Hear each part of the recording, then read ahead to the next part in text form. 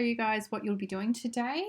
You need to have downloaded this file, Year 10 Communication Folio template, from the email that I sent you. It's a PDF, so you can't actually double click it open. You're going to have to open Illustrator and go File, Open to open it up that way.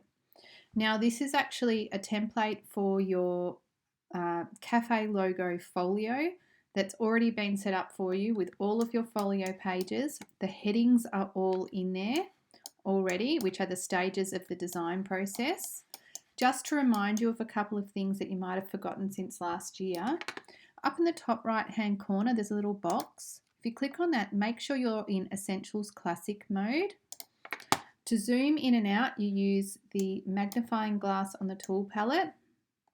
You can also go Command plus or minus. And to move around, hold down the space bar, a little hand comes up and you can actually move back and forth as you need to. Up the top, I've got some instructions here. Don't worry about those today. What I want you to do today is actually come up with a design for your headings on your folio pages and possibly add a page stamp. For a couple of things, you have a tool palette on this side. There is the type tool. There are shapes in here. Over on the right hand side there's swatches for colours, and you've got some line things to do with stroke and line over here. You have other options across the top as well. Now if you zoom in on your menu, you can actually use the black arrow to select things and move them around. The white arrow is for selecting individual points in a grouped object. Right, now I don't want any of you to use this standard typeface that's come in on this template. I want you to change it to a typeface that you think is effective and would suit a cafe logo folio. Up across the top here, you click on this little arrow and you can go down and actually find a typeface that you think would suit a cafe logo design folio. If you don't have any interesting typefaces, you can go to the internet, maybe Defont, and you can download and install some typefaces. Every computer is different, so I can't explain to you how to do that individually. Now there's a little subheading there. Try and make that an alternative typeface that is a little bit different to the one at the top.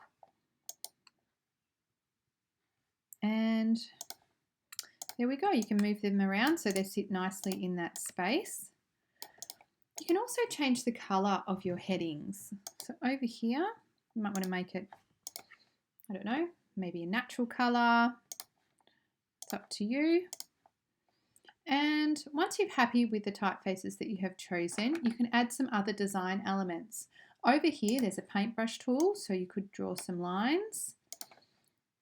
To add to your little heading, you could go up to Window, down to Brush Libraries, to Artistic, and there's lots of different things that you can do in there.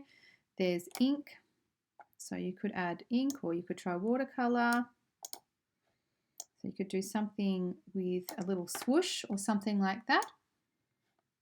You could add a box around your heading if you'd like to.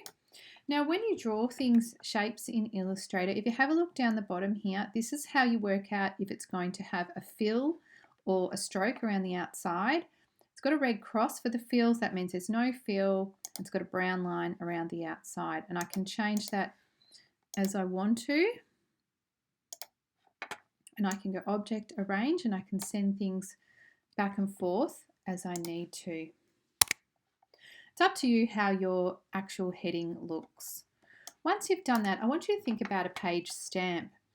Now, this should actually tie in with the theme that you're wanting to apply to your cafe. If it's going to be a bookshop cafe, if it's going to be just a beach cafe, it doesn't matter. Whatever you want to come up with is fine. So if you go to the internet, make a new page and type in something that's appropriate to the cafe. So books, vector. Whoops. If you type in vector, you should get a high quality black and white graphic. You might want a palm tree, surfboard, couldn't care less, as long as it's a black and white graphic that we can work with. Click on it, right click, go down to copy image, back to Illustrator, edit, paste. Zoom out. At the top here, we're going to actually vectorize and image trace this graphic. You might have done this in Year 8 and Year 9 in VCD. Click on the little arrow to the right and go down to Sketched Art. Hold down Shift, scale it down, click Expand. Then you can actually colour that as you would like. Now, this can be placed somewhere up near the heading, or if you want to actually make it a stamp, you can put it down in the bottom right-hand corner, like this. And that can just be something that ties every one of your pages in together, and you'll just do your whole folio over the top of that. Once you've actually done those two and you're really happy with how they're looking, select it and go Edit, Copy, and go to the next artboard and just move that heading away for a second.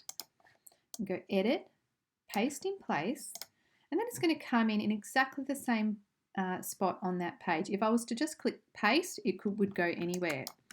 Do the same thing on all of your pages, but change the headings so that they actually suit the stage of the design process. Now we want every page to look like it all belongs to a cohesive group, so they should all look matchy-matchy. Once you're really happy with that, make sure you save it. And that's what you're doing today. Thank you so much.